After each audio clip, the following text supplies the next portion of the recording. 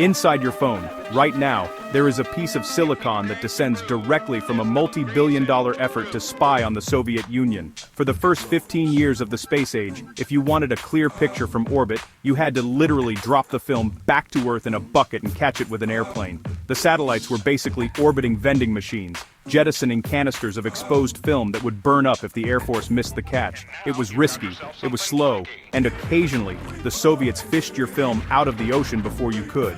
In 1969, two engineers at Bell Labs invented something called the charge-coupled device, the CCD. They were trying to build a new kind of computer memory.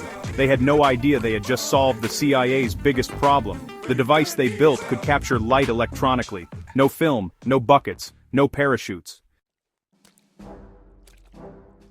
To understand why the spy agencies needed digital pictures, you have to look at the system they had. It was called Corona. The satellite would shoot miles of film, then kick it out in a re-entry pod. A C-119 flying boxcar would fly over the Pacific and snag the parachute with a giant hook.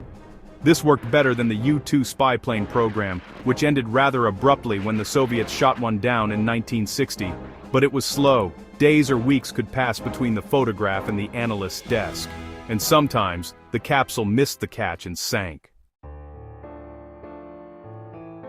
When Boyle and Smith handed the world the CCD in 1969, the intelligence community saw the potential immediately. Here was a sensor that could turn light into electrons, store them, and read them out as a signal. That signal could be beamed down to a ground station in real time.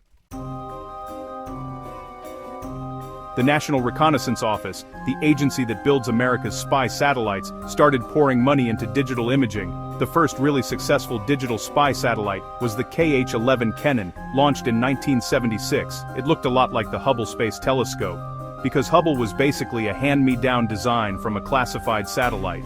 The KH-11 used a CCD array. It didn't drop film. It looked down at the Earth, converted what it saw into pixels, and radioed them back. But the sensors in those satellites were nothing like what we use today. They were exotic, classified, and fabulously expensive.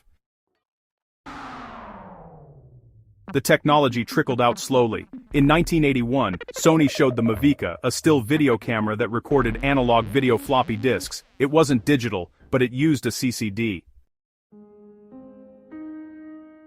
The military kept pushing the resolution higher. They needed to count tank treads, not just spot tanks. Every time the Pentagon demanded a sharper image of a missile silo, the sensor engineers had to invent new ways to pack more pixels onto a chip.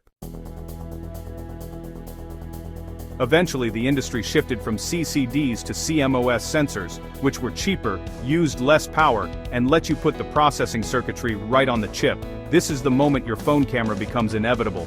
When you can mass-produce a tiny, low-power, high-resolution sensor, you can put it in everything. You know, the smartphone camera wasn't actually a product of the camera industry. It was a product of the semiconductor industry, which, interestingly enough, was itself a product of the defense budget. These days, companies like Psyonix are taking military-funded sensor research and building ultra-low-light sensors that let you see in near-total darkness, really pushing the technology even further.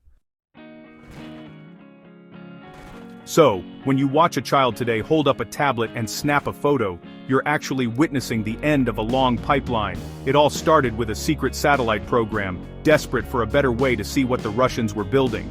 Then, it moved through the invention of a device that, honestly, wasn't meant for cameras at all.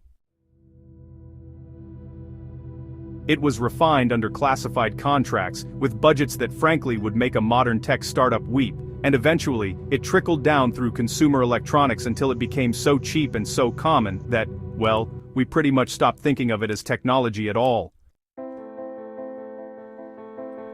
The camera in your pocket exists because the Air Force really needed to know how many missiles the Soviets had in 1976. Subscribe to War Machiner and share this if you value history that goes deeper.